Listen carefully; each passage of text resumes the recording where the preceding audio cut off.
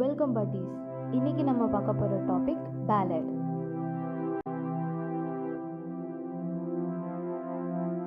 பேலட்னா என்னன்னு பார்க்குறதுக்கு முன்னாடி போயம்னா என்ன, சாங்னா என்னன்னு பார்த்துடலாம். போயம் ரிட்டன் ஃபார்மில் இருக்கும், சாங் ஓரல் ஃபார்மில் இருக்கும். போயமை ஓரல் ஃபார்முக்கு கன்வெர்ட் பண்ணால் அதுதான் சாங், சாங்கை ரிட்டன் ஃபார்முக்கு கன்வெர்ட் பண்ணால் அதுதான் போயம். 500 இயர்ஸ்க்கு முன்னாடி பேலட்டில் ஒரு கதையை பாட்டாகவே படிச்சுட்டாங்க. இப்போ ரீசெண்ட் இயர்ஸாக தான் நம்ம பேலடை ரிட்டன் ஃபார்மில் போயமாக எழுத ஆரம்பிச்சிருக்கோம். பேலட் லாட்டின் வேர்ட் பேலரே அப்படின்ற வேர்ட்லேருந்து தான் டிரைவ் ஆகியிருக்கு. அதுக்கு அர்த்தம் டு டான்ஸ்.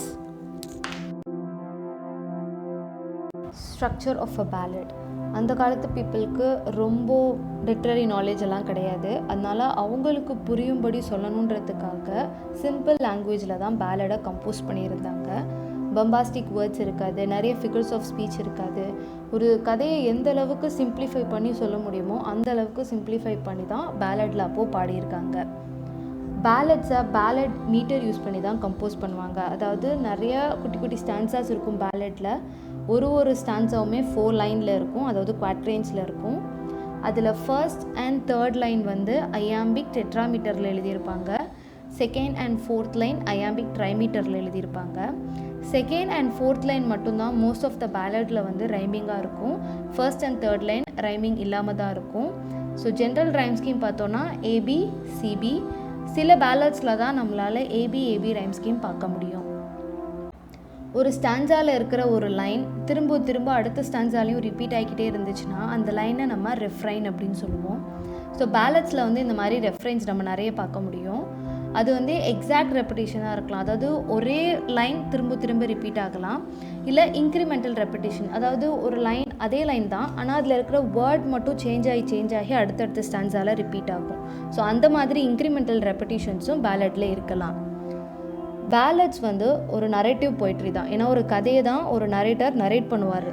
ஸோ அந்த வகையில் பார்க்கையில் பேலட்ஸ் இம்பர்சனல், அது சப்ஜெக்டிவ் பாயிண்ட்ஸ் எதுவுமே அதில் இருக்கவே இருக்காது. இதில் பேசுகிற நரேட்டரும் ஃபர்ஸ்ட் பர்சனாக பேச மாட்டார், தேர்ட் பர்சன் பிளேஸில் இருந்து தான் பேசுவார். முகம் தெரியாத சில போயட்ஸ் ஒரு கதையை பொய்டிக் ஃபார்ம் யூஸ் பண்ணி பாட்டாக பாடுறாங்க. அவங்க பாடின எல்லா பேலட்ஸுமே ஓரலாக தான் இருக்குது, அதுக்கு எந்த ரிட்டன் எவிடன்ஸஸுமே கிடையாது. ஸோ அப்படி 1200லேருந்து 1700 வரைக்கும் ஓரலாகவே பாஸ் டவுன் ஆன பேலட்ஸ் எல்லாத்தையுமே முதல்ல தாமஸ் பர்சி கலெக்ட் பண்ணுறாரு. கலெக்ட் பண்ணி அது எல்லாத்தையுமே ஒரு புக்காக பப்ளிஷ் பண்ணுறாரு. அந்த புக்கோட பேர் ரிலிக்ஸ் ஆஃப் ஏன்ஷியன்ட் இங்கிலீஷ் போய்ட்ரி. இதை 1765 அவர் பப்ளிஷ் பண்ணியிருக்காரு. பேலட்ஸை 3 வகையாக பிரிக்கலாம்: traditional pallets, broadside pallets and literary pallets.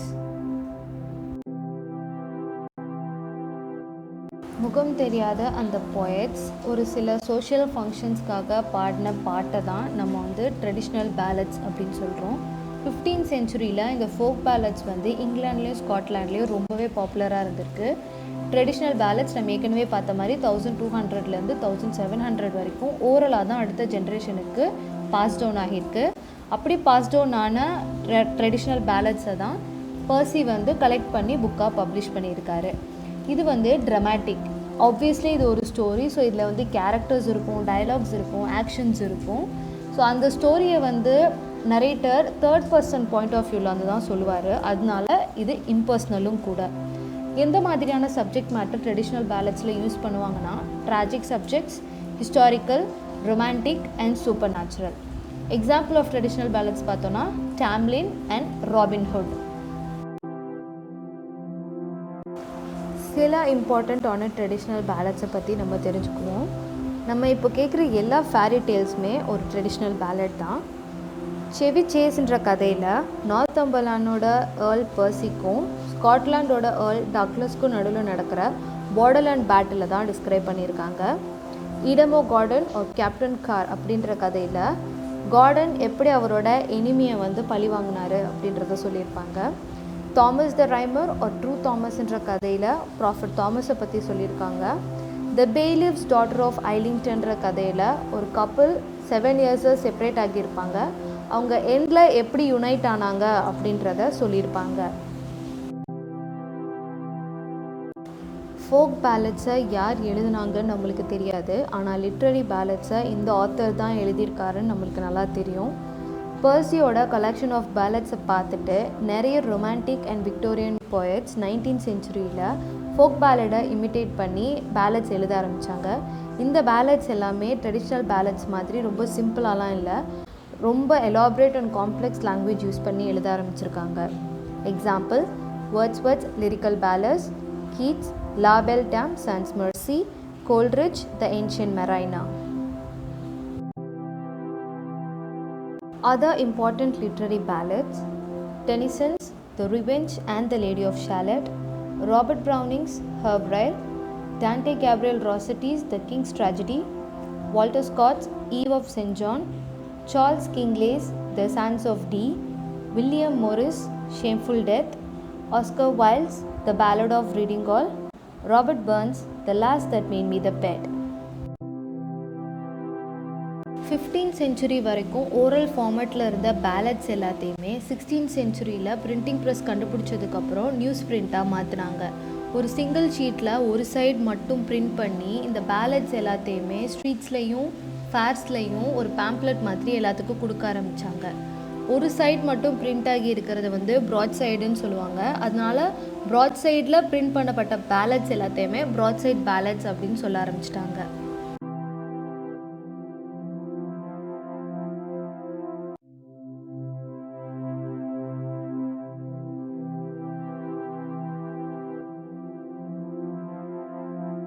Ballot ஒரு ஸ்டோரியை நம்மளுக்கு சொல்லும். அந்த ஸ்டோரியில் பார்த்தோன்னா ஒரு சிங்கிள் இன்சிடெண்ட் மட்டும்தான் இருக்கும். அதாவது நம்மளுக்கு கதை சொல்ல போகிற அந்த இன்சிடெண்ட்டுக்கு முன்னாடி என்ன நடந்துச்சுன்னு தெரியாது, பின்னாடி என்ன நடந்துச்சுன்னு நம்மளுக்கு தெரியாது. திடீர்னுட்டு ஆரம்பிக்கிற மாதிரி இருக்கும், திடீர்னுட்டு முடிகிற மாதிரி இருக்கும். எக்ஸாம்பிள் பார்த்தோன்னா Sir Patrick Spens and the wife of Usher's well. பேலட்ஸில் நிறைய ரெப்படிஷன்ஸ் அண்ட் ரிஃப்ரைன்ஸ் இருக்கும். எந்த மாதிரியான ஸ்பெசிஃபிக் டீட்டெயில்ஸும் நம்ம பேலட்ஸில் பார்க்க முடியாது. ஏன்னா இது தேர்ட் பர்சன் அப்ஜெக்டிவில் இருக்கிறதுனால டீட்டெயில்ஸ் எல்லாமே கொஞ்சம் கம்மியாக தான் இருக்கும். இது ட்ராமாட்டிக் அப்படின்றதுனால ஆக்ஷன்ஸ் அண்ட் டயலாக்ஸை பேலட்ஸில் நம்மளால் பார்க்க முடியும். 13th செஞ்சுரியில் ஜூடாஸ்னு ஒரு பேலடை மேனுஸ்கிரிப்டில் கண்டுபிடிச்சிருக்காங்க. அதுதான் இயர்லியஸ்ட் பேலட். பேலட் மீட்டரில் பார்த்தோன்னா 2 4 ஸ்ட்ரெஸ் லைன் இருக்கும், 2 3 ஸ்ட்ரெஸ் லைன்ஸ் இருக்கும். இதை பியோவல்ஃபில் இருந்து தான் இமிட்டேட் பண்ணி எழுத ஆரம்பிச்சிருக்காங்கன்னு சொல்கிறாங்க. ஏன்னா பியோவல்ஃப் ஈச் லைனும் பார்த்தோன்னா 7 ஸ்ட்ரெஸ் இருக்குமா. ஃபோக் பேலட்ஸ் மெஜாரிட்டி பார்த்தோன்னா ஸ்காட்டிஷ் ஆரிஜினில் இருந்து தான் எடுத்திருக்காங்க. Ballads other form of poetry எழுதுறதை விட கொஞ்சம் அதிக டைம் எடுத்துக்கும். சாசர் முதல்ல மாடர்ன் பேலட்ஸை ஸ்ட்ரக்சர் பண்ண ஆரம்பிச்சிருக்காரு. அவர் எழுதின பேலடோட பேர் the ballad of gentleness. 19th செஞ்சுரியில் ஃப்ரான்சிஸ் ஜேம்ஸ் சைல்டுன்ற ஒருத்தர் 305 ட்ரெடிஷ்னல் பேலட்ஸை கலெக்ட் பண்ணி அது ஒரு புக்காக பப்ளிஷ் பண்ணுறாரு. அந்த புக்கோட டைட்டில் த சைல்ட் பேலட். அவர் எங்கே விட்டாரோ அந்த இடத்துல இருந்து பெட்ராண்ட் ஹாரிஸ் பிரான்சன்ற ஒருத்தர் ஒரு புக்கை எழுதுகிறாரு. அந்த புக்கோட title the traditional tunes of the Child ballad. Mock பேலடுன்னு இன்னொரு டைப் ஆஃப் பேலட் இருக்குது. அதில் என்னென்னா ஒரு காமிக் தீமை சீரியஸாக ட்ரீட் பண்ணி பேலட் எழுதியிருப்பாங்க. ஸோ அதுக்கு எக்ஸாம்பிள் பார்த்தோன்னா Cowper's John Gilpin, William Maginn's the rime of ancient waggoner. The rime of ancient waggoner the rime of ancient மெரைனரோட பேரடி.